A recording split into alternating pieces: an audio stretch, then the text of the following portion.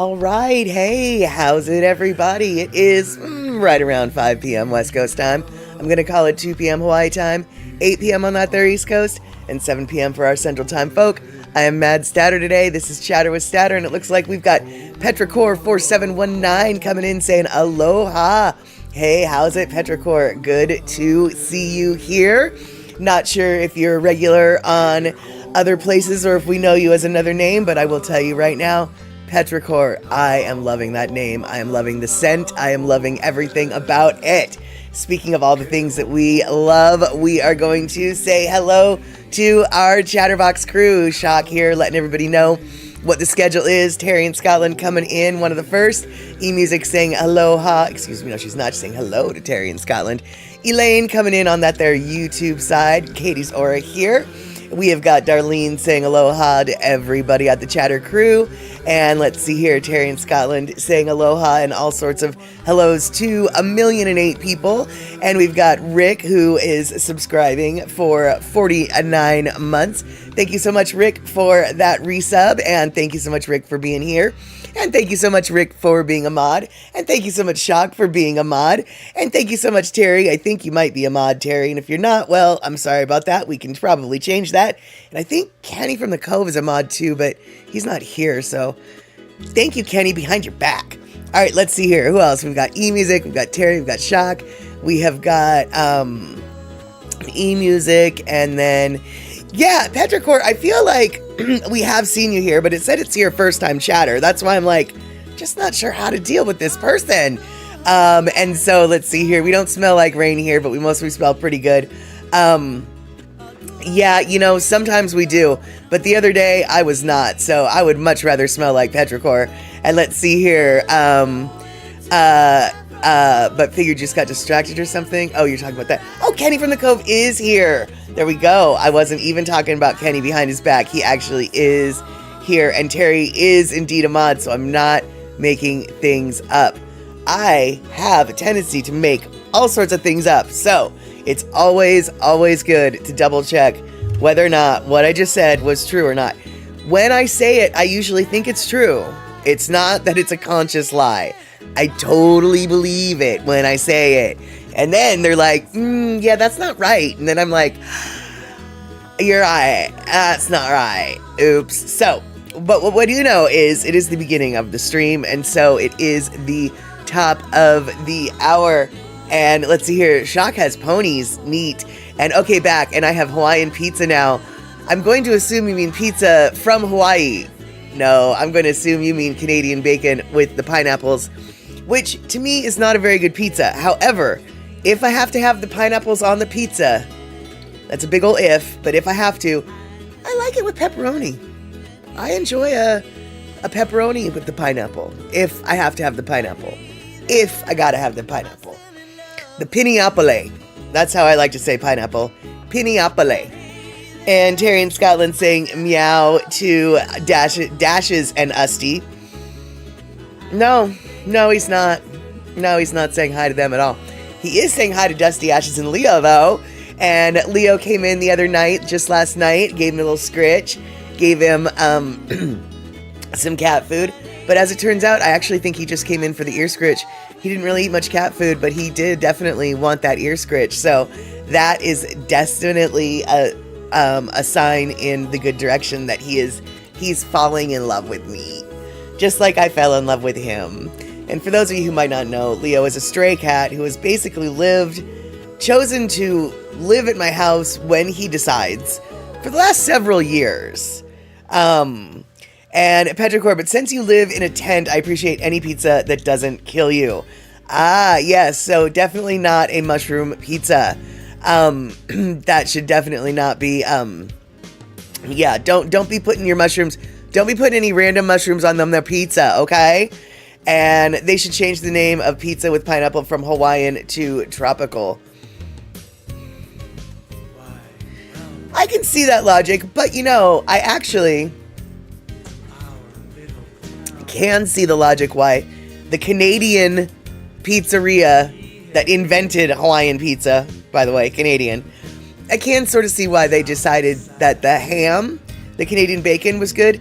because, Hawaiians are known for burying the pig in the imu and having, the kalua pig. And so I could sort of see the whole pig with the pineapple as being Hawaiian. Only because I've been told that my entire life. But yeah, I do agree, Kenny. There is something to be said about maybe changing it to tropical pizza instead of Hawaiian pizza. For sure. And Darlene, I am very curious too. We just got some good news from our youngest daughter in Madison that there's a new restaurant that just opened up, a Hawaiian restaurant. We will be checking it out. That is very awesome. And Trail Dust, I'm only pretending to be here, not sure where I actually am. Yep, I've been there, Trail Dust. I've done that, for sure. And on that note, let's get the party started.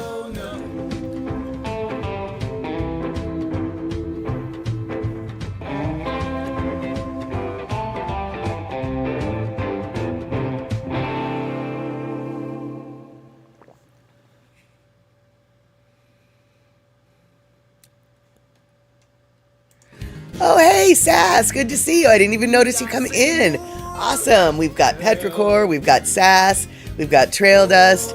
We've got news that in Madison, Wisconsin, there is a new Hawaiian restaurant.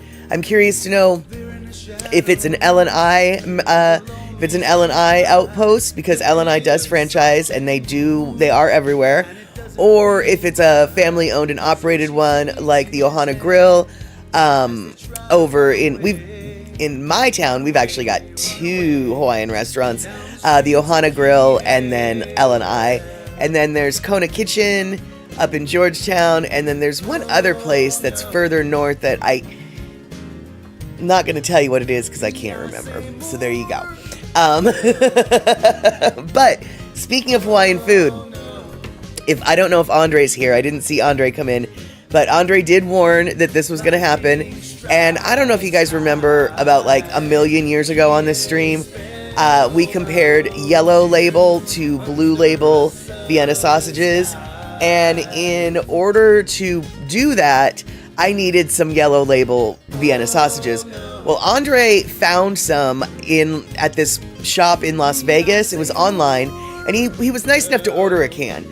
But the can never showed up until yesterday. So I have myself a whole brand new yellow can of Vienna sausage. We're not doing this today, y'all. Hey, Mama Sean. But now that I have a new yellow can, I'm going to get myself a blue can. I don't have one in the I don't have that in my cupboard right now, but I am going to be trying once again a yellow can versus a blue can with rice, of course, and I'm going to see if I still think that the yellow can is superior to the blue can. And Petrichor, you are so sweet. Thanks for being great light in the world, Statter. 100% more dancing. I stole that from a mutual friend who I also miss. Who are you, Petrichor? Who are you? I know. Dove! Oh my god! Okay, because of 100% more dancing, absolutely, got my attention, and that's so weird. I was just thinking about you today. What a small world. So we have got several roller derby people here in the audience, in the chatterbox today, from way back in my roller derby days. And even though I don't necessarily do the derbs anymore, I still like to talk derby to people. So if you guys have any questions about the roller derbies, now might be a time to throw them out, because we've got a couple people who are able to be like, well, this is how this used to be. It's not like that anymore, though, and that's why derby's different. I didn't say worse. I didn't say better. I said different. Because roller derby is constantly evolving, y'all. And honestly, I have no doubt in my mind that if I went to a roller derby match tomorrow, I would see things that I would just be like, what was that call? What was that? What? And Sass, I love what your hair does today. He says, well, thank you so much, Sass. That's so funny you should mention it, because last night on the stream, someone commented on how pretty my hair was, and I said that it was wash day, and so I was gonna have to wash it, and I did. I washed it last night, and so I put a product in it last night, let it dry, and yeah, I'm liking this product. And so Sass, just so everybody knows, Sass has known me and my hair since I was 15. Sass is, or was, but still can be, a hairdresser, so he knows the hairs. He's a good curly hairdresser. He knows how to do the curls. So when Sass says, oh, your hair, I'm feeling it, that makes me feel very happy. And let's see here. We've got, okay, so Kenny from the Cove, what, okay, that new restaurant is called Ohana Kitchen, says Rick, and it's actually in a small burb outside of Madison, also home to New Glarus craft beer, which you totally endorse. Well, it sounds like, Rick, you're going to have to make a little trip to that town outside of Madison to have some, yummy foods and some yummy beers. But let's see here. Kenny from the Cove says, even out here in the uncharted backwaters of Central Texas, we have a Hawaiian restaurant. Toa's Ohana makes one mean loco moco and some totally ono katsu chicken. Awesome, Kenny. Yeah, you know, honestly, I don't know what it is about katsu chicken. I don't know what it is about katsu chicken that is so good and so special. I mean, people could say it's the sauce, which that is true, but it's not really, to me, it's however they do that chicken. I mean, it's basically, for those of you who don't know what katsu is, it's basically a breaded fillet of meat. So pork katsu, which would be tonkatsu, is a fillet, a hunk of pork, breaded and fried. Chicken katsu is a piece of chicken meat, breaded and fried. Every flippin', okay, it's Japanese schnitzel, basically, yeah, but whatever it is, I mean, I guess it's the panko breadcrumbs that they use. So flippin' delicious. I just love myself a good katsu, a good chicken katsu. The sauce, meh, it all depends on the place that, you know, makes it or whatever. I think I make better katsu sauce than most places, but the actual chicken itself, so right. And Shock, you keep looking for Hawaiian restaurants, but all we get is poke. I mean, okay, poke, but I know more fish. Dude, no, and you know what? I'm sure it's not even good poke. I mean, I just... Plus, I'm not really a fan of the raw fish either. If I'm gonna do raw fish... Yeah, see, if I'm gonna do raw fish, and that's about ... it's like, I don't really know how to finish that, because I really don't do raw fish. It's just not my stack. And so, poke, big old bowl of raw fish. Yeah, yum. Sign me up to give it away. And hey, Midnight Frequency Radio, good to see you here. I hope you guys are all enjoying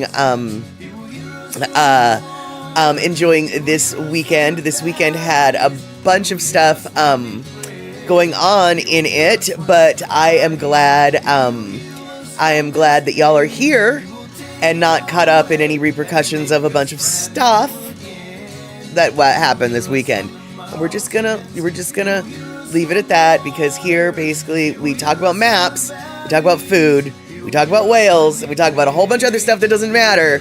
So yeah, there we go. And Mama Sean, I wonder if they maybe use coconut oil for frying. I don't think so, Mama Sean. And the only reason why I say that is because coconut oil really is quite a flavorful oil, and it does impart, if nothing else, an aroma of coconut. And also, and this is totally something that I need anyone who knows better to correct me. But from what I understand, Asian cuisine in general, Japanese, Chinese, they use vegetable oil. Vegetable oil, they don't have a problem with the seed oils. They use the vegetable oil, they use the corn oil. They do not use olive oil. And I don't think they use a lot of like lard or suet or what's the other one? There's lard and then there's tallow. I don't think they've used I don't think they use a lot of animal fats for frying. I think it's basically just, thank you, Darlene. Yeah, tallow. Well, obviously they use ghee in Indian cooking, but I don't think butter just doesn't really have a place in Chinese cuisine. I don't know. I couldn't tell you for certain about, but basically butter and cheese do not exist in traditional Japanese and Chinese cuisine. I feel fairly confident in saying that. And anyway, my point is, I don't think they use any fancy pants, modern style oils to cook their stuff. I don't think they use any vegetable fats to cook their stuff. I think that Japanese folk, Chinese folk, traditionally, fry, in what we would refer to as seed oils. And shock, deep frying is an Asian thing, though. It's just not done in a deep fryer. That cooking deep frying stuff in the wok, I mean, we wouldn't it would be considered wok frying, but dude, it's like a lot of oil in that wok. It's kind of the equivalent of deep frying. You know, tempura is not a dry fry, and stuff. So And so when they do, you know, frying like that, you know, and tonkatsu, not a dry fry. Chicken katsu, not a dry fry, right? These are, you know, pan frying. And so, yeah, exactly, Darlene. Exactly, Darlene. They deep fry, just not in a deep fryer, as it were. And anyway, my point is, I don't think they use any specialty oils. Elaine coming in, thank you. No, Japanese do not use ghee, tallow, or coconut oils. Soy oil, and sometimes butter is added. Okay, that butter part is, butter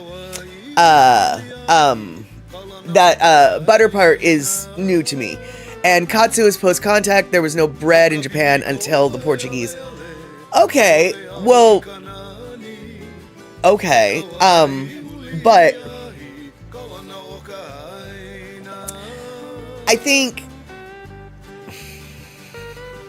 the Japanese people would still consider tonkatsu or katsu a Japanese dish, right?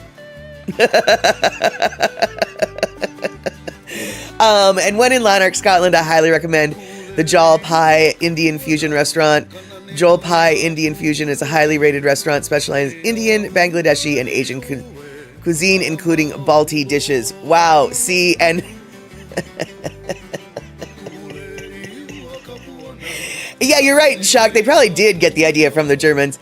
But, and if this line of conversation keeps up, I'm going to have to get a second separate. Well, gosh darn it, Kenny, you know that this line of conversation always happens here. I mean, and honestly, I ain't got nothing to talk about today. So we're probably going to be lingering on food for quite some time.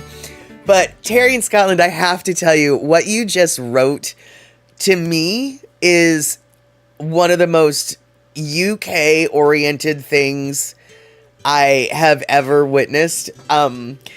Because here we are talking about Asians now, and from an American standpoint, Asian is always considered East Asian, i.e., you know, Vietnamese, Japanese, Korean, Chinese, you know, Hmong, Malaysian, all of this. But in the UK, when they refer to Asians, they're inevitably referring to people from the subcontinent, India, Bangladesh, etc., etc. And so when we're sitting here talking about Asia, you bring in this specializing in Indian, Bangladeshi, Asian cuisine, including Balti dishes. From my ignorant American perspective, first off, what is a Balti dish? I don't even know what that is. And once again, from my totally ignorant perspective, there's a difference between Indian food and Bangladeshi food? I know, totally wrong. I get it. I'm like being completely American ignorant here.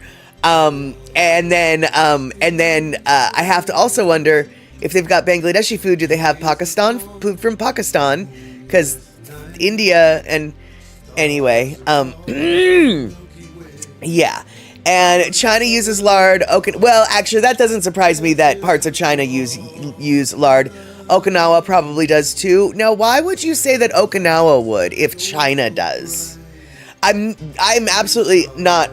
Let me make that clear. The tone of that question was a little bit aggressive, and I wasn't intending that. I'm asking purely for my own educational purposes, because Japan didn't have a lot of big food animals, but China sure did. Right. So that, which is exactly why I'm like, so why would you think that Okinawa would use the lard or other animal fats? Purely because you did just like, I was exactly just thinking Japan. I don't know, but yeah, the fact that China might use animals for their stuff, yeah, that totally makes sense. And let's see here. Beatty Bo keeps voluntarily ordering stuff from that place. Their chicken pakora and Rogan Josh are scrumptious. Well, how lucky are you, Terry, to have Beatty Bo just as your fairy godmother, as it were. Oh, Okinawa has a lot of pigs and always has. Okay. And Thomas a Turtle, thank you so much for subbing for those 40 months in a row, but I think 42 months total or something like that. Thank you so much. And yeah, Okinawan food isn't really what we perceive it to be in the West. Okinawa has fish, pork, and purple yam. Yeah, that's exactly the food that I would think from Okinawa, but okay. And my mother's mother didn't use lard, too heavy for tempura. Precisely. Absolutely. Yeah, when it comes to something like that, when it comes to tempura, I have no doubt. I don't know what the ideal oil is, but I have no doubt that it is probably the lightest flavored oil possible. Tempura is such a light batter used on so many delicately flavored things like vegetables, radish, shrimp. You don't generally see a tempura chicken or a tempura pork, right? Or do you? I never have. I've seen tempura shrimp, obviously. But anyway, I'm thinking, to bring it full circle, I think I'm going to go out on a limb and say that tonkatsu and chicken katsu are fried in some kind of vegetable oil. There we go. And Terry, you finished a gold and silver chain link necklace for him today. That is one of your best. Lovely. And let's see here. Shock bragging about her husband, how her husband can cook everything really good. My husband made Calvados pork medallions with sliced apple and onions for dinner tonight. Oh my God, so good. And would tempura work in peanut oil?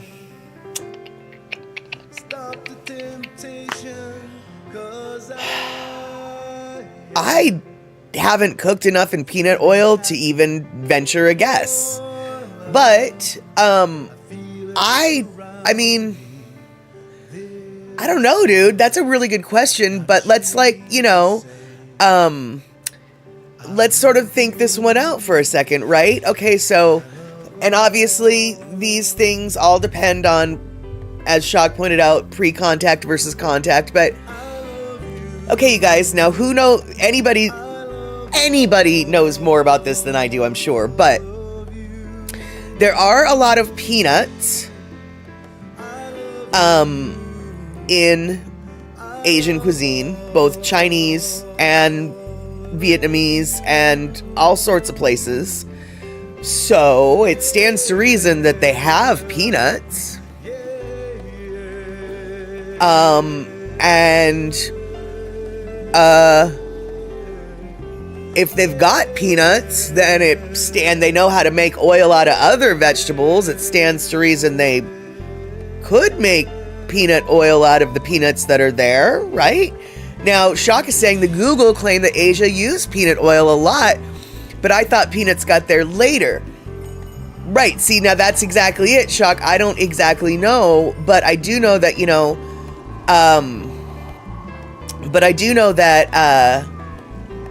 peanuts are found in a ton of those cuisines, and so I feel like they've been there for a minute. I mean, I don't but I just don't know. And so Elaine, yes, Japanese people use peanut oil and soy oil. Yeah, and let's see here. I don't know if they actually are, says Kenny, but some of those nut or seed oils seem pretty light. Precisely, yeah, that's what I'm saying. Yeah, and peanut oil is good for high heat, good for stir fry. We're really not learning a lot here. We're doing a lot of guessing together, but I think our consensual guesses, that's not. I think the consensus of our guesses seems to be like, meh, yeah, I guess they probably do. Because this is one thing that I do know. And obviously you need to take my source into consideration. But Uncle Roger is very opinionated about the type of oil that people use when they're trying to cook Asian food. And granted, his Asian food is Malaysian and Chinese based, but still. And he is very, very adamant about no avocado oil, no olive oil, no fancy oil. He said those demon seed oils is what we use. So all of the bad seed oil stuff that's going on in the West right now, that might be true. Those oils might be the worst possible thing for you. Absolutely. But Chinese people, those are the oils they traditionally have used, according to Uncle Roger. Okay, you guys take that into consideration, okay?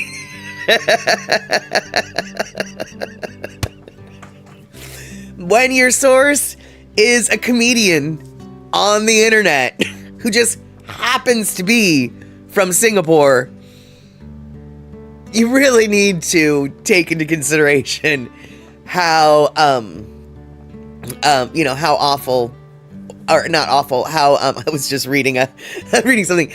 You have to take into consideration how accurate my source actually is. And let's see here. I feel then for people allergic to peanuts, then they can't eat the Asian foods with the peanut oil. It's so sad. Yeah, that is, I'm gonna, when I go to my bar probably later tonight, I am gonna ask one of the kids that works there what kind of oil they use. Just for shits and giggles. And let's see here. The peanut, scientifically known as Arachis hypogaea, sure, originated in South America, with archaeological evidence indicating its cultivation in the Zana Valley of northern Peru as far back as 8,500 years ago. There we go. So, and let's see here. And yes, exactly, Kenny from the Cove. Uncle Roger should be taken with a grain of salt.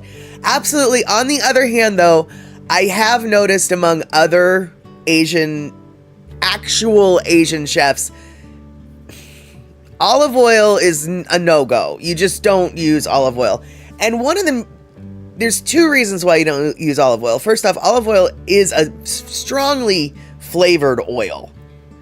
But also, it has a really, really, really low smoke point, and so it's not effective at the high temperature heats that Chinese cuisine requires its oil to be able to handle. Because Chinese cuisine is cooked over hot heat. Hot heat.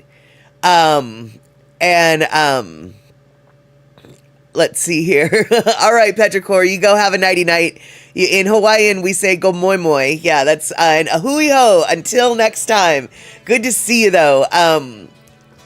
Yeah, I'll probably shoot you a message to see what's going on. But let's see here. Olive oil is not a high temperature oil. Precisely. Safflower oil, with its smoke point of about 510, is also a strong performer for high heat cooking and is rich in monounsaturated fats, though it contains a significant amount of omega-6 fatty acids, which some may wish to limit. Precisely. And yeah, and so true, says Shock saying that olive oil not a high heat oil, and Darlene bringing in the point that, yeah, if it gets too hot, it gets rancid. Precisely. And so other reliable high heat oils include refined peanut oil, and let's see here, which is popular in Asian and American dishes and has a neutral flavor, and grapeseed oil, known for its light, neutral taste and high vitamin E content. I don't know so much about the grapeseed oil being used in the Chinese cuisine, but one thing I can say is the neutral high heat oil is absolutely the gold standard for Asian high heat cooking. Because some oils are really pungently flavorful, like sunflower oil or coconut oil. Both are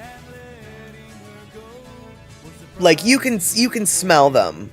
I once bought a bag of potato chips. They were some generic potato chip, and I opened the bag, and immediately all I could smell was sunflower seeds, even though it was a bag of potato chips.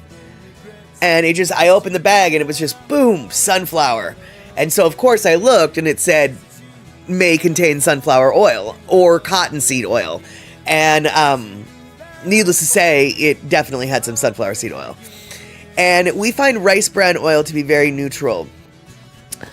What is the skinny Shock on the rice bran oil? I know that a lot of nutritionists these days have been telling people that brown rice is actually not the best thing to be eating anymore, although probably never has been. But they've found such high levels of arsenic in the rice bran, that they're now sort of revising that whole white rice is worse for you than brown rice mantra that we grew up with. And they're starting to realize that maybe the brown rice is better for you in some ways, but worse for you in way worse ways. So how about we get the fiber someplace else without the side of arsenic? Because arsenic, well, now there's just a little bit of a problem with eating arsenic. You just shouldn't. And I know that the bran is where that arsenic is found. And so do we know anything about how that translates into the oils? And let's see here. Terry in Scotland, algae cooking oil, which, Terry, when you asked what is algae cooking oil, I first off never heard of it. Second off, I don't know. What is it? Well, apparently it's another excellent option, boasting an impressive smoke point of 535 degrees, which exceeds even avocado oil. It offers a clean, neutral flavor, is high in heart-healthy omega-9 fatty acids, and contains 75% less saturated fat than olive oil or avocado oil, while being non-GMO and sustainably produced. How on earth do you squeeze algae for oil, Terry? On what planet? Well, I guess this one. Where have you... I mean, obviously this exists. Algae... Where do you get algae oil? What is the brand of it? Is it... What? I mean, that it sounds impressive, but what? And your mom used Wesson oil for her Okinawan donut. It came out light and odorlicious. Yeah, Wesson oil, Wesson vegetable oil, or maybe it's, I don't think, Wesson's not the corn oil, is it? That's Mazola. Yeah, Wesson, honestly, dude, you can look, Wesson is a beautiful oil. It really is, just on the shelves. It's a glistening, pale, it's almost 100% clear. It sparkles, it's got no haze to it, it's got no funk yellow, Wesson is, yeah, I remember, and wasn't it Mrs. Brady? wasn't it Mrs. Brady that advertised for Wesson?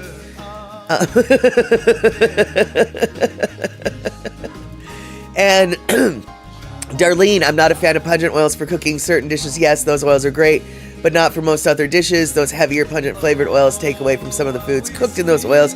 Just my opinion. Oh, I totally agree. That's what I was saying. That's sort of what started this was I don't think that they cook chicken katsu in coconut oil because coconut oil has a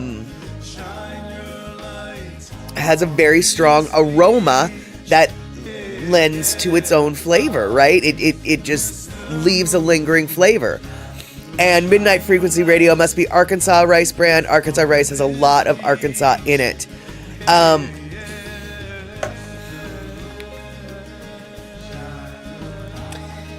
Yeah, Arkansas rice does have a lot of Arkansas in it because it is grown in Arkansas, but that's not what he wrote.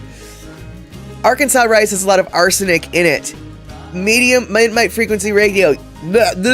Carl in Arkansas, you of all people would know about this topic, but honestly, I didn't look so far into it, but it didn't occur to me that it was brown rice from a certain area. I kind of got the overwhelming impression that it was brown rice, period. But I do know that Arkansas, I think, is the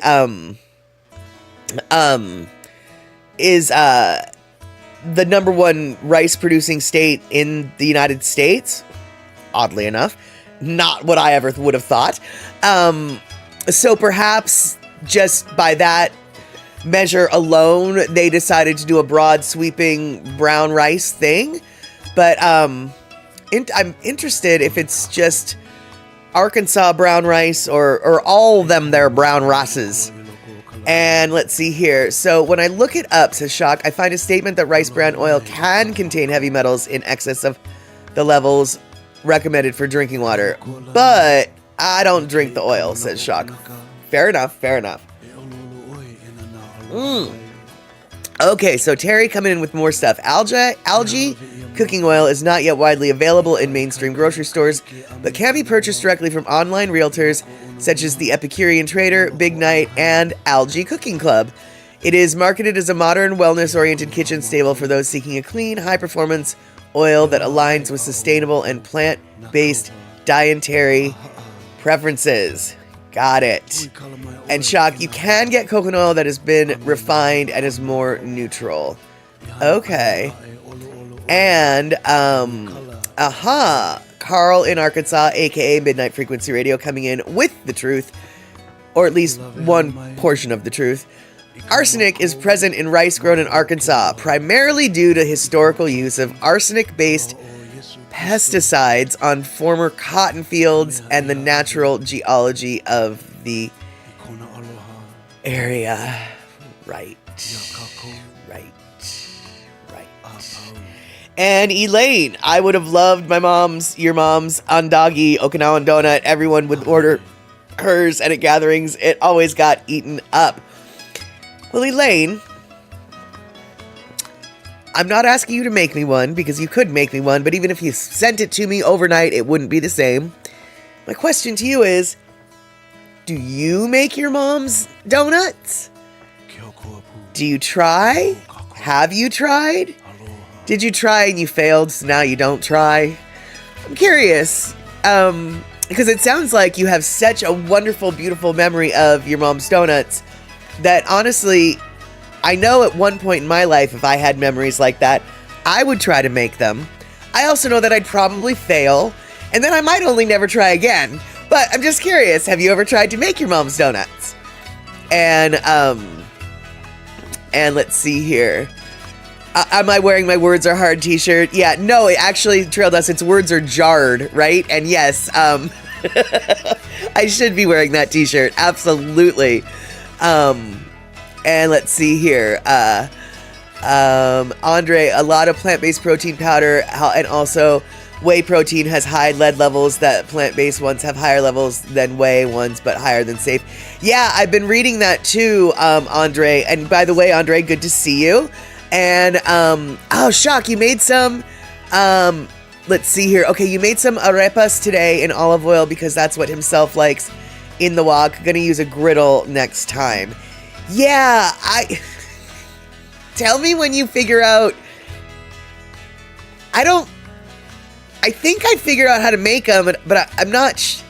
I just don't know. For those of you guys who aren't familiar, arepas are these sort of like thick corn tortillas that are made with a special flour. We've discussed the types of flour.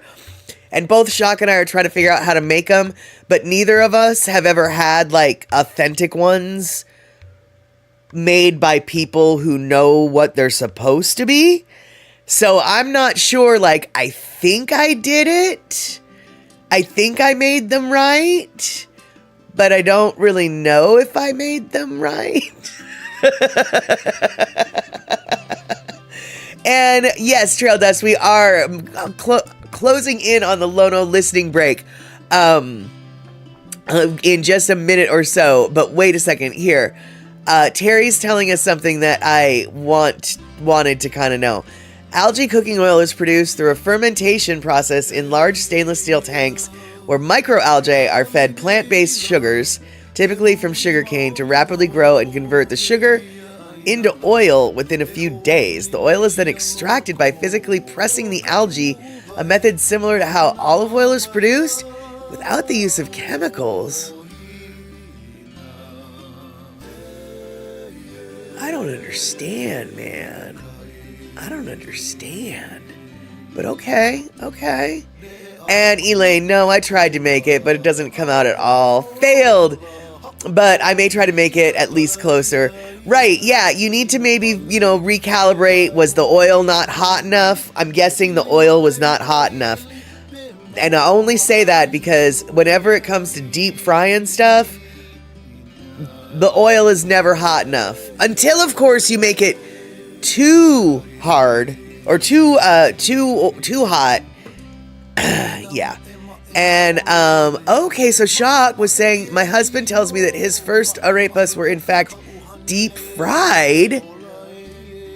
Oh, well, I want to try that. And hey, C Honda, good to see you coming in a minute late for Lono listening break, but that's okay. You know me. I'm always a minute late, sometimes 2 or 3.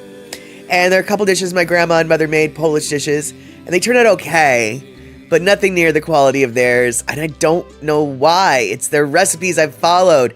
Actually, I think the reason why, Darlene, and I think we've already talked about this, is because you didn't cook them in the same pan. It doesn't have the same wok. Your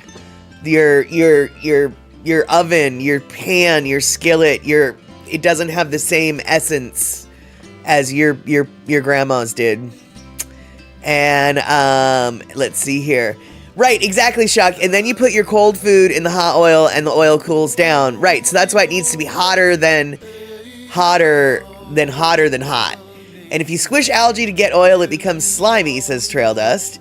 And come to Arkansas, we deep fry everything. And Andre, thank you so much for those biddies. And I think you gave a gift sub too, so thank you so much. And let's see here. And Mama Sean coming in with potentially the meanest and potentially truest of the true, which is, Darlene, I know Dr. Steve's grandmother would leave out a small ingredient when she would give you the recipe. Right, so it's like, it's that tablespoon of orange juice in my chocolate chip cookies that gives mine the little special je ne sais quoi. But I'm not going to tell you about the tablespoon of orange juice, because then your cookies would have that je ne sais quoi, not just my cookies. And by the way, just so you know, one of my friends in high school, that was her secret. They would make chocolate chip cookies, and in the chocolate chip cookies, they would put a tablespoon of orange juice. And I'll tell you what, dude, her cookies were better than most people's, and it was that orange juice. And Shock, it's like the Joy of Cooking cookbook when they took out all the lard in the recipes, everything was different. Oh, yeah, dude. Oh, yeah. Oh, no, Scott's grandma would write that white stuff Uncle Ralph likes on her recipes. We have no idea. Oh, no. Oh, no. And oh no, Andre, and the orange juice has to be blood orange, of course. The kind unfindable here in the U.S. is the secret. No, it was just regular orange juice. Minute Maid orange juice, just out of the frozen, just a regular one. All right, you guys. So we're now 4 minutes past the Lono listening break. I don't know what I was doing. Oh, I do. I was talking about food. That's why we were just talking. So let's go listen to the Lono, and then after that, let's continue talking about food, maybe. Or I have a video that we can show you. Anyway, let's listen to Lono. We'll figure it out. Kila Kila, nah, Rough Riders. Kila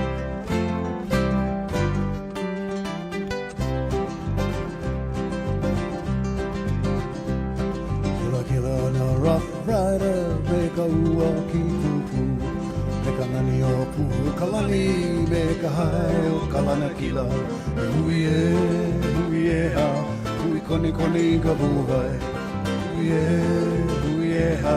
Hui koni koni ka vuwai.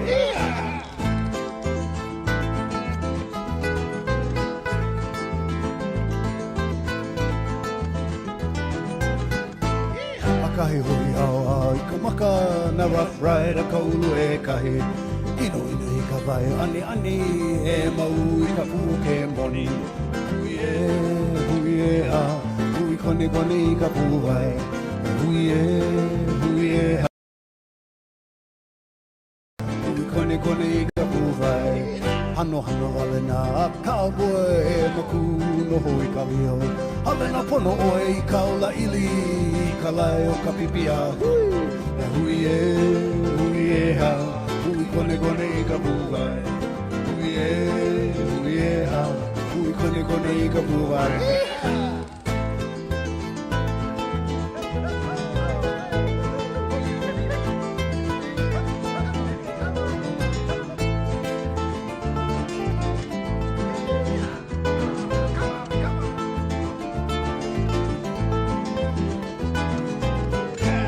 Kaulana i kua me ka ua, nei ue u ki pukaili.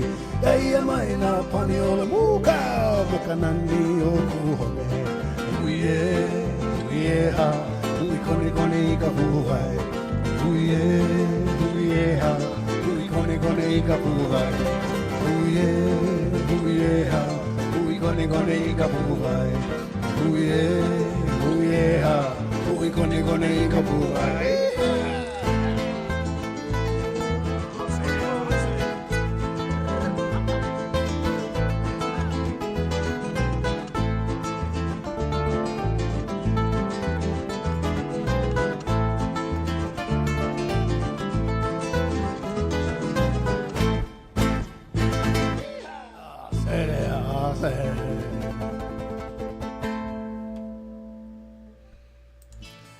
All right, there we go. And exactly, Sihondo, welcome to the Statter Limits. There is nothing wrong with your TV. That is exactly it. And let's see here. The let's see here. Since saturated fat is no longer an ingredient of concern, I hope those recipes get changed back. Quite possibly they will in that joy of cooking, because really it does make a difference. Tallow, lard, it makes a huge difference in a lot of things. And Elaine, your mom used to use a deep pan with about a ½ inch of oil to sort of deep fry, but it really makes a difference compared to 6 inches of oil. Just a thick layer of oil to sizzle it, that works. Yeah, actually, I think that's how a lot of people in their house do fried chicken. Like, I know that if you go to a restaurant and they're doing fried chicken, they just put it in the deep fryer. Or in the case of Kentucky Fried Chicken, the deep pressure fryer. But in real, when real at-home people are cooking stuff, cast iron chicken fryers basically are just a big old pan with slightly higher edges so the oil doesn't fly over. But yeah, basically you're just cooking in like an inch of oil, and then once you put the chicken in, it raises up a little bit, but it's not a fully covered deep fry. You have to turn the chicken pieces in order to get everything browned and cooked properly. So yeah, I refer to that as pan frying as opposed to deep frying, with a little bit of oil. And I don't know if that's the proper term for that style of cooking. I'm just saying that's what I call it. And let's see here. Your mom also used to use an oil drainer that she set the cooked andagi on top of to drip excess oil. So much better than putting cooked pieces on a plate. Oh yeah, for sure, dude. No, you've got to, I mean, I don't know what her excess oil pan dripping thing was, but what I usually use when I do any kind of deep frying that you don't want them sitting in the oil when you're done, is the cooling racks, cookie cooling racks, the little, they're just grates of wire for cooling racks. And, I'll put some paper towels over them, but basically just let the oil drip through, or I'll put some paper towels under them, depends on whatever.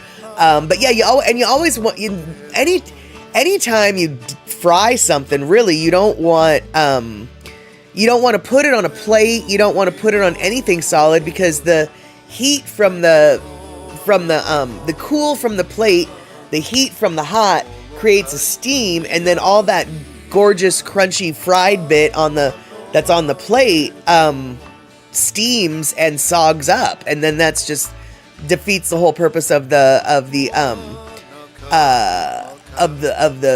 frying, basically. Exactly. Cooking cooling racks are good for crispy things. Precisely, Thomas the Turtle.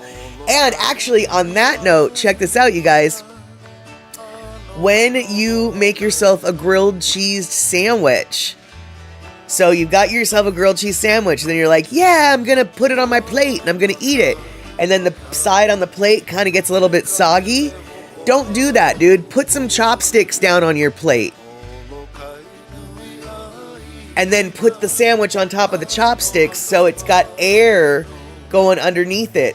Or stack your sandwiches on the side if you can do that. Like, you got your sandwich and then you cut it in half and then you go boop and just create a little teepee or whatever. But don't put the hot piece of bread on the cold plate, because that ends up ruining one side of your beautiful sandwich.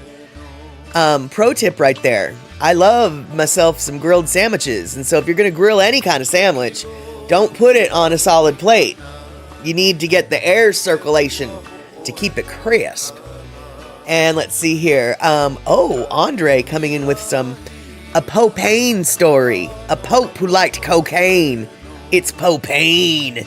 Let's see here. Well, Terry, one pope loved his cocaine wine. Pope Leo the 13th, and later Pope Pius V were both Vin Mariani drinkers. Pope Leo appeared on a poster endorsing the wine and awarded a Vatican gold medal to Mariani for creating it. Thomas Edison claimed it helped him stay awake longer. Can't imagine why. Ulysses S. Grant drank Vin Mariani while writing his memoirs towards the end of his life. Jules Mélan, I don't know how to say that name, is the French Prime Minister, drank the wine despite being otherwise anti-alcohol. Interesting. And that, see, Honda, thanks for the sandwich tip. I've been doing it wrong my whole life. Well, honestly, to tell you the truth, is it really wrong? Because first off, if you eat the sandwich fast enough, it doesn't get that soggy. But for real though, if you do wonder, like, or if you do lament, like, God dang it, this is a thing that bothers me, this is how you solve it. Just put some chopsticks or whatever, just don't put it on a flat plate. Let the air circulate. And let's see here. Sherlock Holmes favored a 7% solution of his cocaine. There was a restaurant that had deep fried grilled sandwich, totally crisp batter all around the whole sandwich. It was delicious. That sounds insane, Elaine. And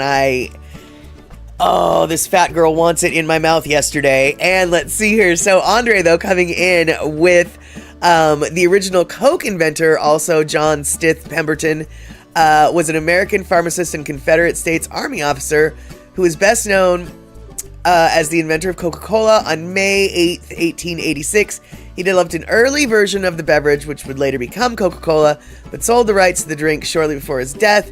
Pemberton suffered a saber wound sustained in April 1865 during the Battle of Columbus. His efforts to control his chronic pain probably had something to do with his interest in cocaine. And I'm guessing that Andre will continue with that info as he is cutting and pasting.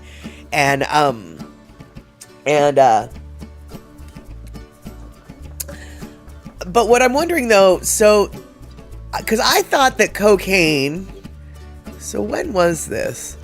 So, Andre, you're saying that the popes drank this wine with cocaine in it. I thought that the original recipe of Coca-Cola was essentially wine with cocaine in it. And so which came first? The one from Europe or the one from the United States? And Pemberton was a morphine addict before he made coke to help treat his pain. Right, yeah, and that does make sense that the cocaine would treat the pain, because cocaine and Novocaine and all them their canes are kind of related. Let's see here. Cocaine became illegal in the United States through a series of federal laws.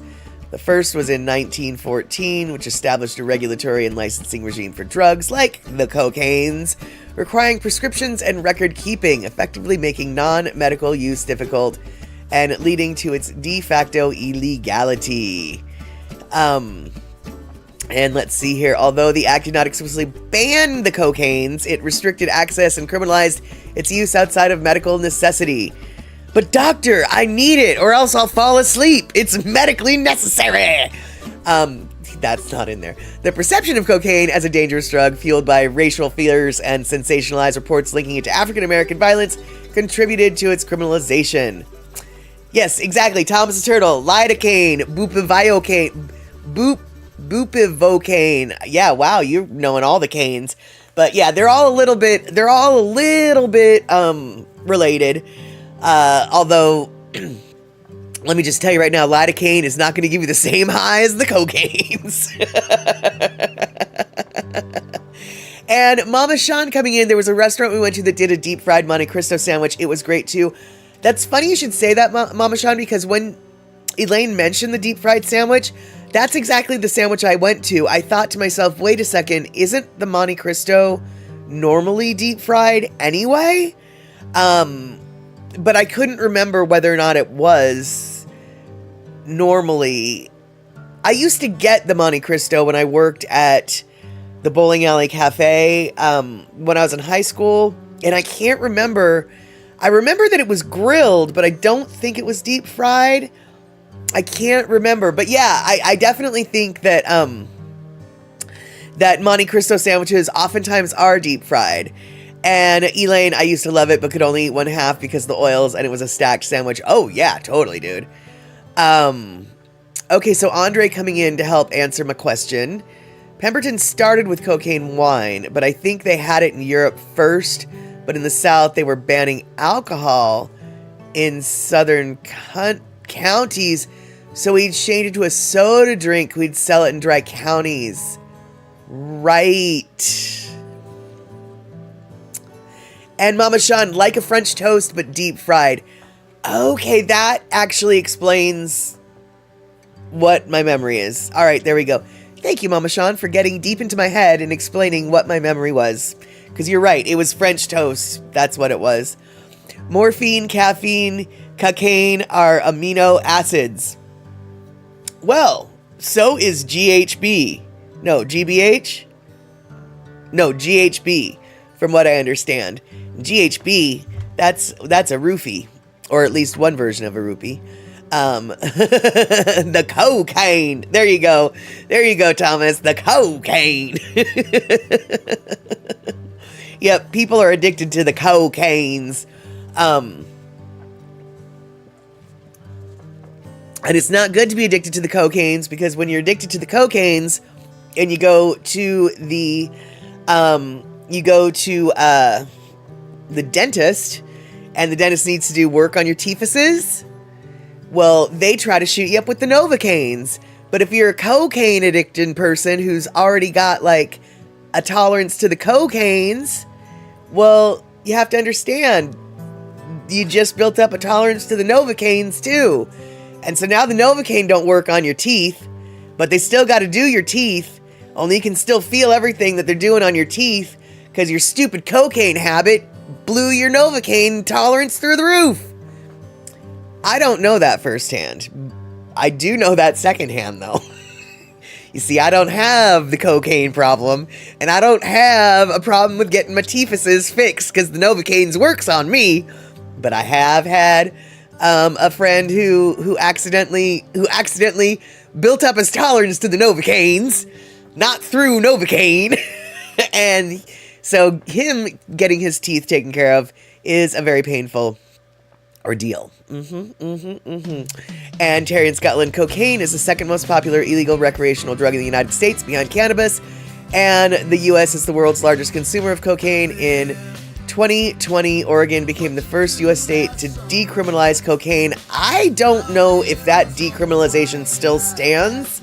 In 2020, Oregon did do a lot of things with their criminal code for the druggises, and I think that they have since rethought some of those laws, but I could be wrong about that.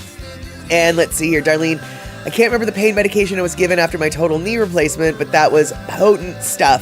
I could only have so many pills per week with a new prescription written each week to the pharmacy while I was recuperating. Highly controlled. I mean, it helped with extreme pain, but would knock me on my butt. I'm gonna go out on a limb,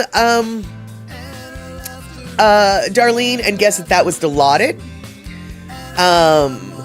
And let's see here. Golly, we really turned the food oil talk to the deeper end. Yeah. Well, you know, Elaine, the chatter does scatter. And so suddenly we were in the dark reaches of that corner over there. We might need to come back into the light. But right now we're in a dark corner looking for our marble. And you spent most of your fortune on blow. It is an easy thing to do. That is why I think meth became so popular after in the 90s and in the late 80s, because cocaine, of course, in the 70s and early 80s had a huge, had a huge heyday, but it was also expensive as all get out, dude. I mean, it really was a rich man's drug. Sure, lots of people got poor doing the rich man's drug, but then meth came along and you literally have a choice between I can buy a gram for $100 of cocaine or I can buy a gram for $10 of meth. $100 worth of a gram of cocaine will maybe keep me up all night. $100 of or $10 of a gram of methamphetamine will probably keep me up all week. Which is the better cost-effective drug? And so meth became king. And let's see here. And then after only a couple weeks, that drug was gradually cut back and then went on to a different, not highly addictive drug. Yeah, it sounds like it was either Dilaudid or some kind of OxyContin, some kind of opiate. I know that when I broke my ankle, I had Dilaudid, and then I had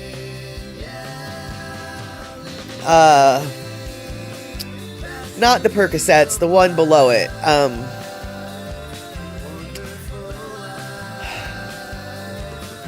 Not the Percocets, the one below it. I keep wanting to say Valium, but that's not it. Yeah, Oxy's a big one. Yeah. But not oxycodone, but hydrocodone. What one is that, you guys? Hydrocodone. That's the one below Percocet. I don't like Percocets. They make me sick. I can only take the one below the Percocet.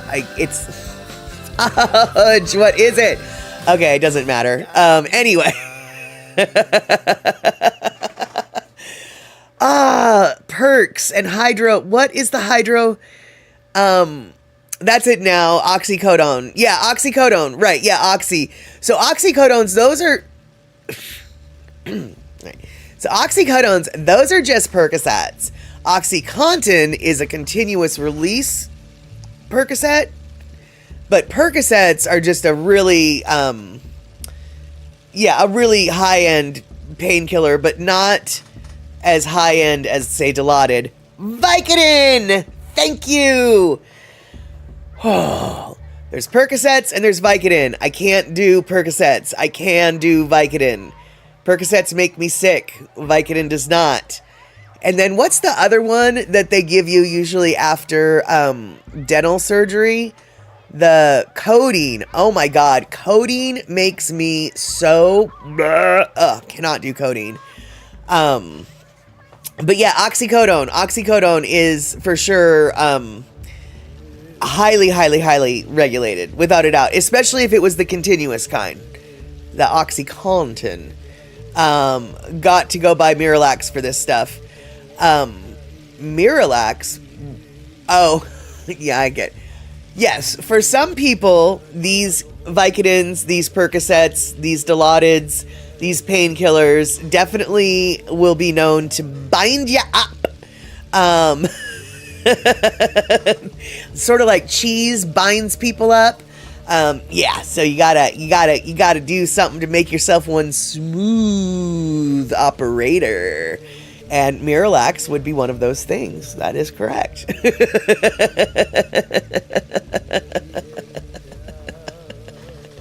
Hey, Shock, you're the one who brought Miralax up, okay?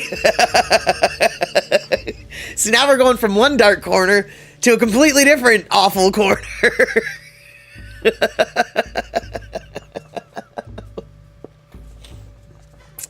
All right, you guys, so I'm going to switch gears. Completely switch gears on y'all. And let's see here. No. Wait, what? Andre coming in. Do you know that Tasmania in Australia is the biggest legal producer of opium? No, I had no idea. Did you know that South Africa is the only place in the world that you can find Quaaludes anymore?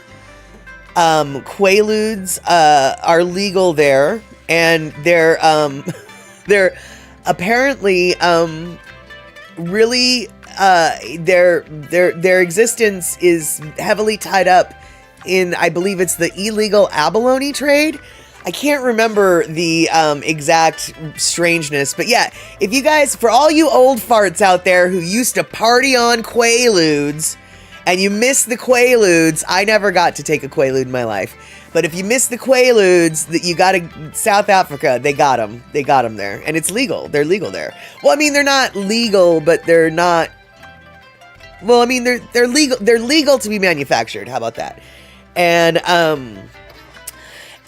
well, you guys, I mean, it makes sense, right? You know, okay, we hear all about like Pakistan or Afghanistan, where they're, you know, that's the illegal opium trade that fuels the wars of the whatevernesses and blah, blah, blah, blah, blah, blah, blah, blah, illegal opium.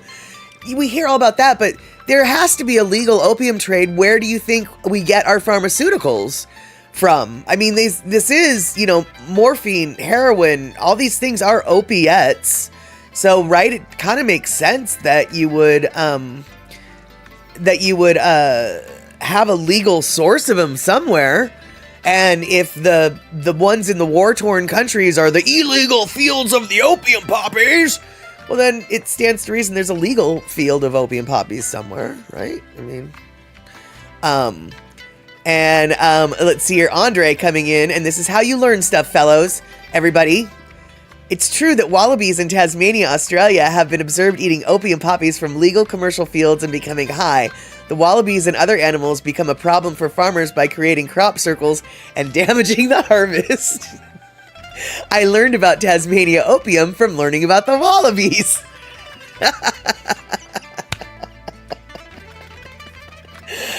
Oh, that's so cute. And you know, the funny thing is, I mean, it's probably not funny to them, but wallabies, for those of you who don't know what a wallaby is, they're like kangaroos, only just a little bit smaller. Well, we already know, if you're a gardener here in the United States, there's this creature, it's called a deer, and the deers can jump, and deers can jump over fences. Deers can jump over high fences in order to get into the garden that you grew to eat the foods that you want. The deers want them same foods too. So they're going to jump over the fence and eat the foods before you eat the foods. I can only assume that a wallaby poses a similar problem, because I'm going to guess that no matter how high you make the fence, the wallaby can probably jump over it. And so then you got these wallabies jumping over the fence to get to your drugs. It's not easy being an opium farmer in Tasmania. It's not easy. I'm telling you right now, it's not easy. Between the wallabies and the devils, everybody's after my drugs. Yeah, I know, that's not the accent from Tasmania. I don't know what they sound like in Tasmania. And Shock, exactly, I'm not guessing stone wallabies can jump out again. Well, here's the deal, Shock. Once they jump in, exactly, not only can they not jump out, they don't want to. I got everything I need right here. I got everything here. Everything's all good. I'm going to take a nap. I'm going to wake up, eat some more, take another nap. And then they're going to realize that they can't poop. So then they can't even help fertilize the fields. Exactly. Stoned, constipated wallabies. Okay, you guys, this seems like as good a time as any to switch the subject. I did something, and I'm probably never going to do it again, except for I might. And Darlene coming in with agreement about the deers. Yes, they can. Even 8-foot fences, they get in, eat, and get stuck and go crazy in the gardens. Usually destroy then after they're done. One of our neighbors got destroyed one night. Exactly. Yeah, I have enough friends who are like very serious gardeners in very rural places. Deers are a constant problem. Deers are a constant problem. Yeah, apparently this is a very hot topic. But speaking of other hot topics, you guys, we talked about this once or twice on the stream, and we probably won't talk about it again, but I went and did it. And I went and did it, and I made a video about it, and this is the full-length video that has not been edited, so there's some awkward, weird moments, but I did it, and now you guys get to watch me do it. So here we go. Boop. All right, so hey, it's me, Mad Statter, and I don't normally do this, but this is, I think, a once-in-a-lifetime occasion, so I thought I would share it with you all. If you have been a part of the Chatter with Statter community, the live chat show that we've got every Wednesday and Sunday at 5 p.m. West Coast time, you might be familiar a little bit with the topic of Labubus. And you might even be familiar with the fact that I went out and bought a Lafufu. That's right, I spent my money knowingly on a fake Labubu doll. Lafufu. Let's see if we can get a good angle. There we go. This one is the little fake one. And frankly, I was enamored.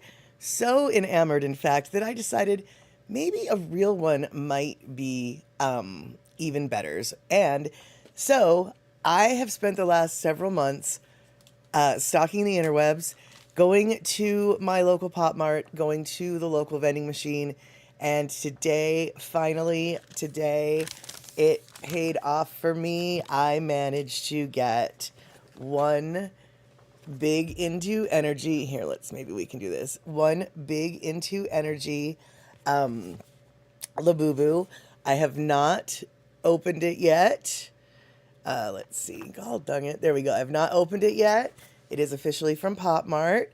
And I'm only interested in the Big Into Energy. A couple weeks ago, I got notification that Big Into Energy was in the store.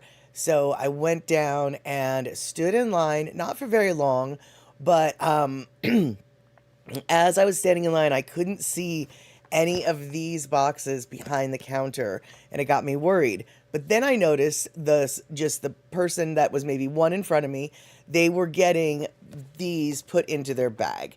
So I felt quite relieved. Okay, fine, they must have some somewhere. So when I get to the counter, I say, I would like a Big Into Energy, please. And they said, oh, we just sold the last ones.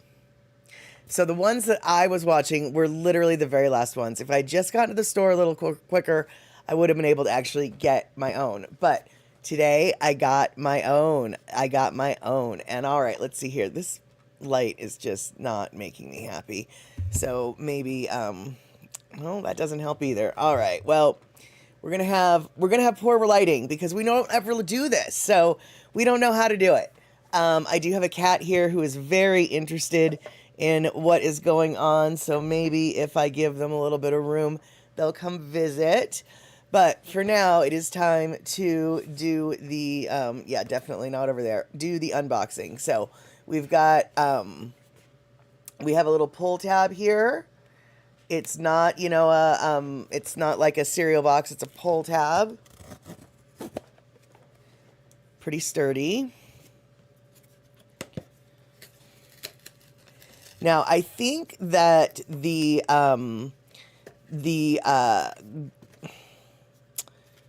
character comes with a card, a character of the card, and I think the card is loose. So if in the box, whereas the character itself is in a bag. So I'm gonna try not. I'm gonna try to open it, but I'm gonna try not to see the card. Okay, the card is still in there. And, all right, my eyes have been closed, but now I'm going to look because I want to look. And sometimes they say you can tell through the bag, but I actually can't tell through the bag. Oh, I got the little pinky purple one. There we go. So the one I got was, it's called, oops. Luck. I guess I got Luck. So I got Luck. Oh, that's a good location for this. And that's the pinky purple one. Very soft fur. And the feet and everything, they don't really move very much. Unlike the Lafufu, whose feet moves a whole lot. The Lafufu is way less stuffed. This one's very hard stuffed. Let's see here. The Lafufu has a big old forehead. The Labubu does not. Let's see here. Got to get the good lighting. There's the Labubu. And then here's the Lafufu. Very big head. They're both very soft material, though. But yeah, clearly when they're right next to each other, you can definitely tell which one's the real one. And so this one is Luck. Now, I have to admit, Luck was my third or fourth choice. My first choice was going to be Loyalty, then Happiness. This one is the fake one, is Happiness. Then it was going to be either the red one, which was Love, or this one, Luck. But the blue one and the green one, I don't really like those ones, so I'm really glad I didn't get that. But yeah, a purple one. I'm very happy with my little purple one. This is probably going to be the only Labubu I will ever buy in my life. But I have to say the hunt was kind of fun. Actually, you know what? That's not true. I would like to buy another Labubu, but more like for someone who can't seem to find it on their own. Like, you know, they can give me their money and I'll go on the hunt for them.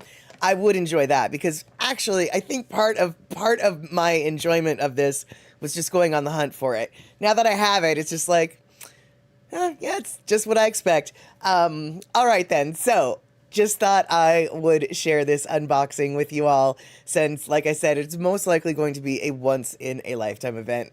All right, you guys, hope to see you on the chat show. Take care. Have a good one.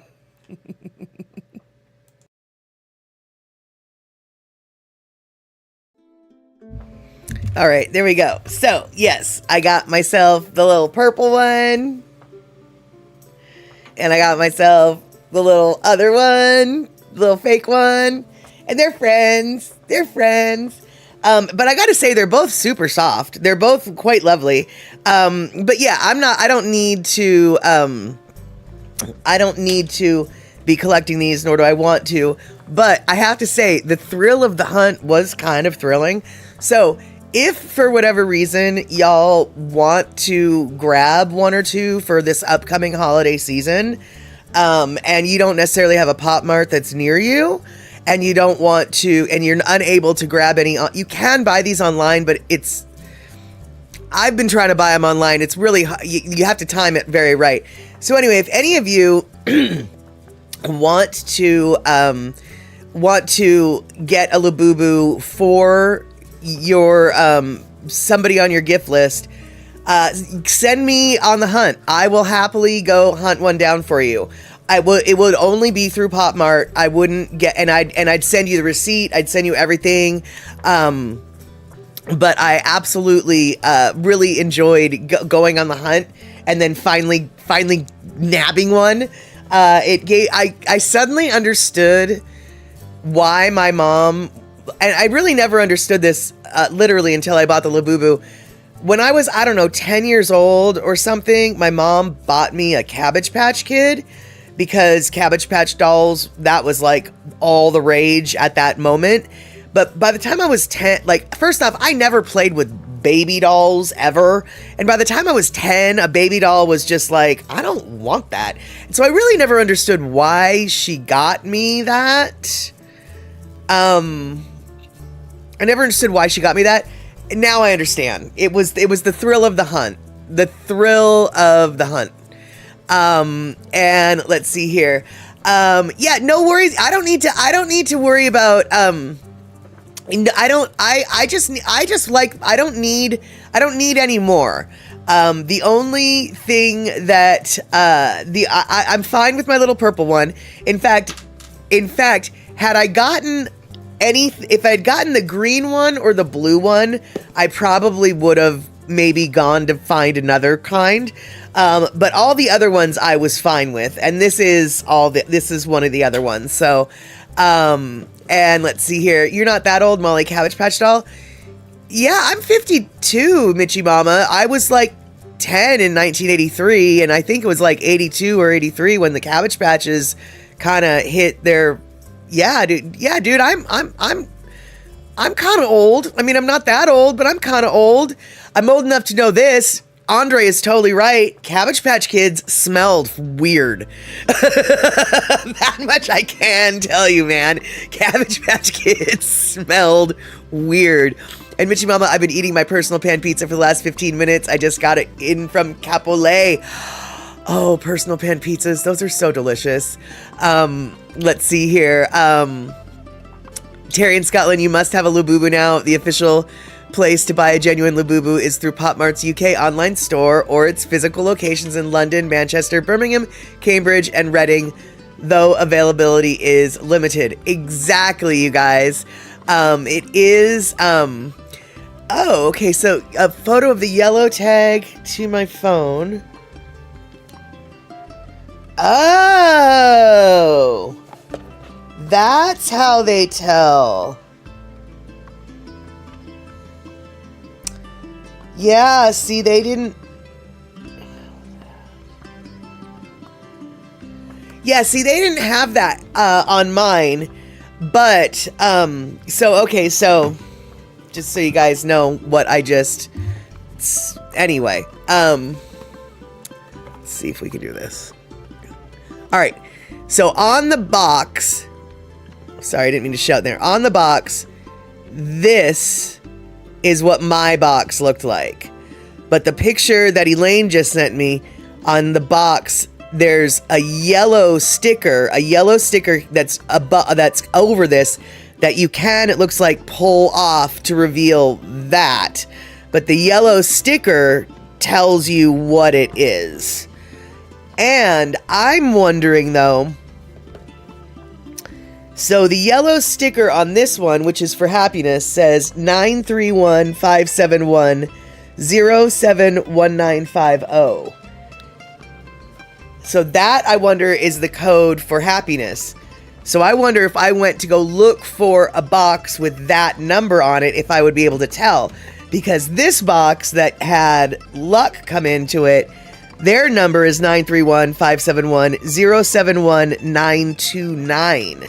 So the numbers are different. And I did actually wonder if the SKUs, the SKU, that code, I did wonder if they were different from creature to creature. And Rick, I mean, I guess it's the Labubu's social security number, but no, you know how when you're looking for stuff and you've got to match up the QR code, or not the QR code, but the barcode number with the model number or whatever. And so, I'm wondering if I went and looked at all of these different numbers under the barcode, the UPC, thank you. I wonder if I would be able to tell which one's which just by looking at that. And so now I have another reason to go look. But for real, y'all, if you guys are decided that you want to, Elon Musk stole all the Labubu codes. He's tracking me now. Well, I've only got one, and I've got a Lafufu. Come on, you guys. He can only track me once. Anyway, all right, Mr. and Mrs. Aloha Friday, you missed it. I bought a Labubu, a real one. Wait, a real one. God dang it. Where? I bought a real one, and there you go. Yeah, you made it in time to discuss real Labubus. Before that, we were talking about cocaine. Before that, we were talking about oil made from algae. Huh? What? I know. You guys, so for a day that we didn't have much to talk about, we sure had a lot to talk about. And if you're not hungry now, you're going to be hungry later, because we did talk about foods, and you should be hungry by now anyway. All right, so hopefully we will see each other on Tuesday for Andy Bumatai's Daily Pigeon live show. But if we don't, maybe we can hang out next Wednesday, 5 p.m. West Coast time, for another chat show. Hopefully I'll have a little bit something or other to actually talk about. And I want to thank all you guys for hanging out today when there was just a whole lot of nothing going on. But sometimes when there's a whole lot of nothing, that's when the best stuff happens. I did get a Lafufu a long time ago. I got a Lafufu and I got a Labubu. And when you see them next to each other, you realize, yeah, one of them's fake and one of them's not. Okay, you guys, thank you, moderators, for moderating. Thank you, chatters, for chattering. Thank you, subs, for subbing. Thank you, gift subbers, for gift subbing. And thank you all, biddiers, for bittying. But most of all, thank you, chatterers, for hanging out, because ain't nothing to chat about unless we're going to be chatting with each other. Okay, you guys, we will see each other soon. Take care. Have a good one.